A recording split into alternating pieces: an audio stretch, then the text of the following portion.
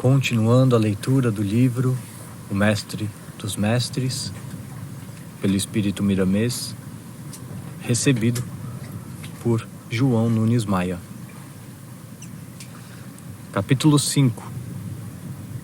Persistência. E não nos cansemos de fazer o bem, porque a seu tempo ceifaremos, se não desfalecermos. Paulo. A tendência do espírito elevado é o bem comum. Nossos corações são como aparelhos de alta sensibilidade em que os espíritos mais elevados encontram ressonância para seus nobres ideais de fraternidade. E por isso, procuremos, a cada instante, aperfeiçoar-nos, servindo como suave instrumento do bem.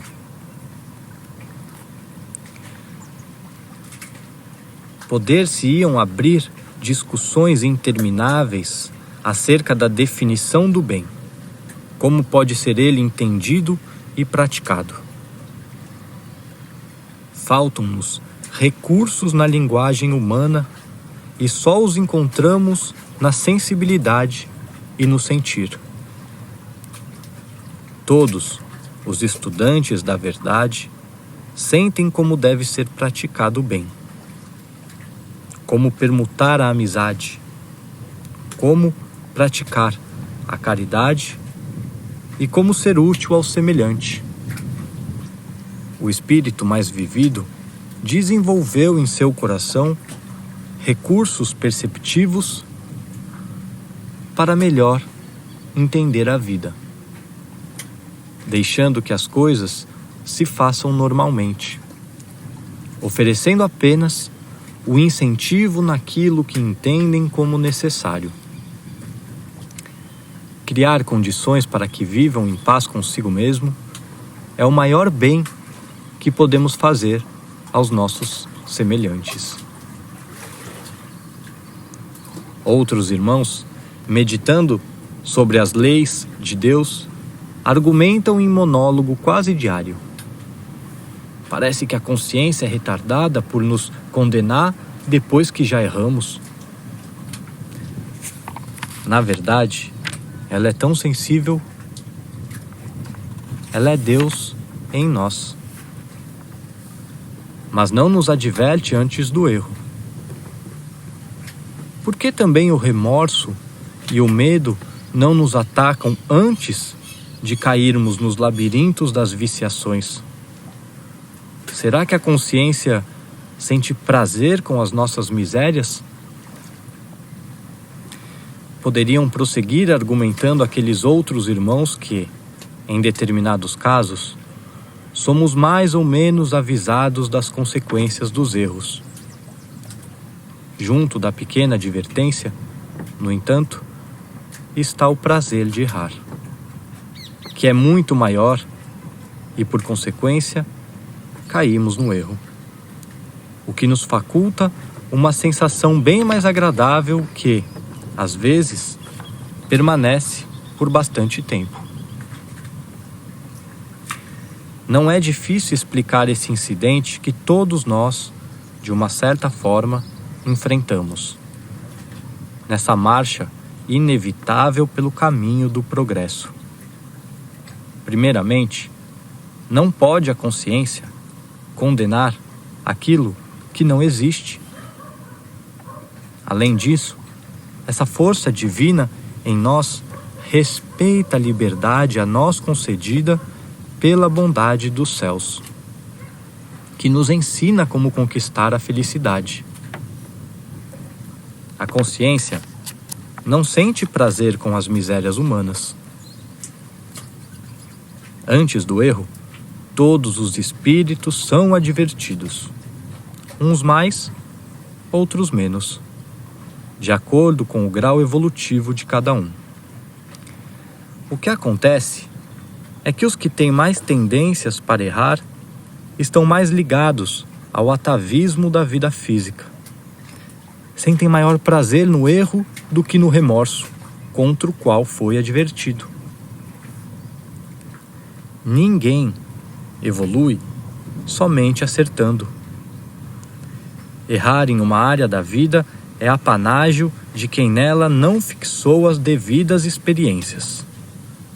Nunca faltam os avisos antecipados, mais ou menos sutis, pois tais alertas fazem parte da própria vida e isso é Deus se fazendo presente nos caminhos de seus filhos. Quando a humanidade está preparada, o Senhor de todas as coisas envia emissários iluminados, como sendo uma consciência coletiva, de maneira que podemos ouvi-los e percebê-los com os sentidos físicos. Estes grandes espíritos que, de vez em quando, vêm à Terra, refletem com precisão a consciência coletiva, respondendo exatamente às nossas interrogações. De forma antecipada, falam, escrevem e exemplificam o que deveremos ou não fazer para que tenhamos paz. Se não obedecemos, gravamos pelo menos as lições na alma, para que no tempo oportuno venha a vivência desses ensinamentos. Vejamos o que disse um desses missionários de luz, como consciência coletiva. Não nos cansemos de fazer o bem. Dizer que já estão cansados de fazer o bem, pois que sempre recebem o mal como recompensa e que quem faz o mal vive melhor, é conversa comum no meio dos homens, mesmo até entre os mais espiritualizados. Não devemos nos cansar de fazer o bem, pensar no bem e viver no bem, que no tempo certo ceifaremos o que plantamos. Esta é uma lei imutável de Deus.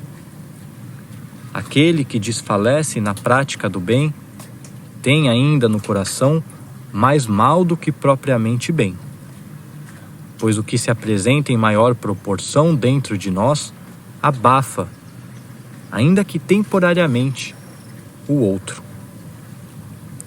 Revistamo-nos com os conselhos do apóstolo Paulo e escutemo-lo nas horas de indecisões, certos de que seremos assistidos e preparados somente para o bem coletivo, que representa o maior bem para nós mesmos.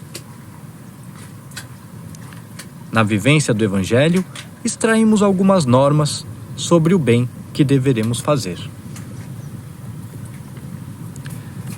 No fulgor das nossas orações, devemos nos lembrar sempre da coletividade, mas sempre pendendo para aquilo que deve ser feito pela onisciência divina. Não tenhamos a pretensão de afirmar que já sabemos orar, pois esse ato é uma ciência das mais difíceis. Somente o exercício diário coloca as almas na sensibilidade adequada de compreenderem como devem orar. Devemos combater a irascibilidade que provoca dureza de coração e anunciemos todos os dias, pela vida que levamos, a alegria cristã. Procuremos a ninguém ferir com a intolerância de que ainda não nos despojamos, exercitando-nos em todos os momentos para extirparmos essa imperfeição das nossas almas. Sintamos amor por todas as criaturas e, na medida do possível, habituemo-nos cada vez mais nessa prática. Combatamos a cólera, se, porventura, ela assomar em nossos corações. Procuremos a paciência, o trabalho digno, a amizade, a compreensão pela imperfeição dos outros, procurando ajudar na multiplicação das qualidades positivas em todos os nossos irmãos. E não nos deixemos nunca abater por pensamentos contrários ao bem com Jesus.